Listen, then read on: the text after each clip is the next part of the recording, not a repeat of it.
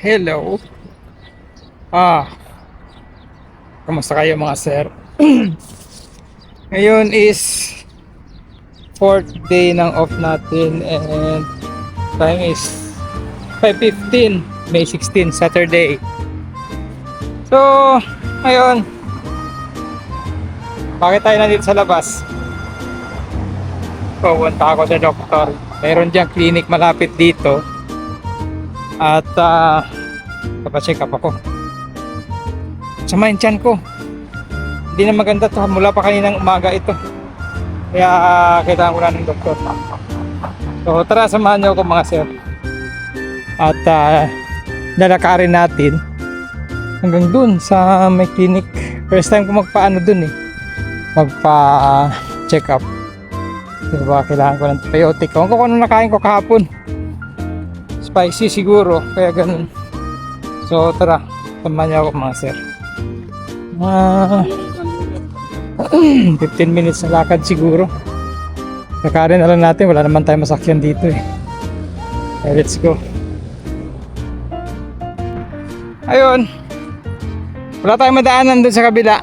Ayan, kaya dito tayo sa gitna. Off-road tayo. Ganito yung buhay dito pag may sakit ka. So, kailangan mong bumangon at pumunta sa doktor. Or isang option mo, tumawag ka ng ambulance. Nga lang, mas maganda kung kaya mo. May ano lang naman, din naman to kailangan ambulansya to. So, kaya pa naman maglakad. Pero kung hindi na kaya, ayun, kaya ka na mag-ambulansya. Severe na ba? Okay, so ayun. Ito na lang tayo magtyaga dumaan. Kasi baka masagi tayo dyan sa kabila.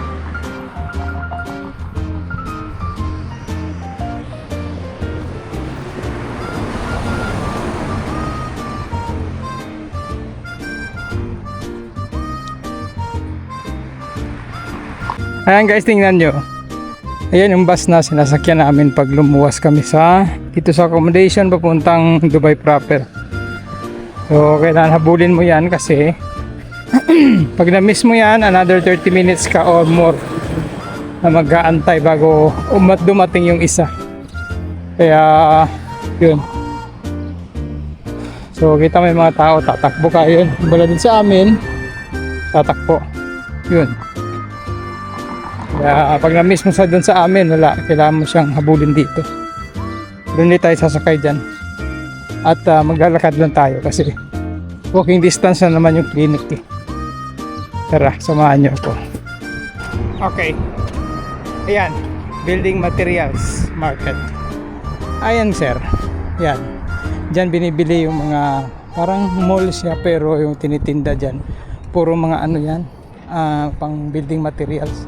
Ayan, meron silang clinic. Kaya punta tayo dun. May clinic yun sila. Pwede yata kami magpa-check up dun. Tara, tara.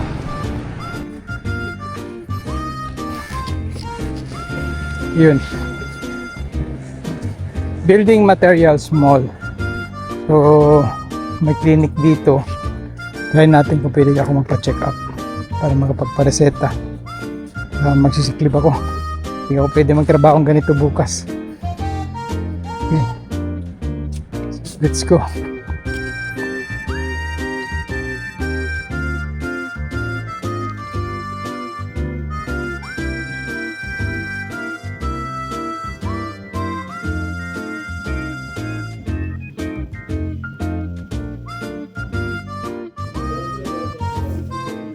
Okay.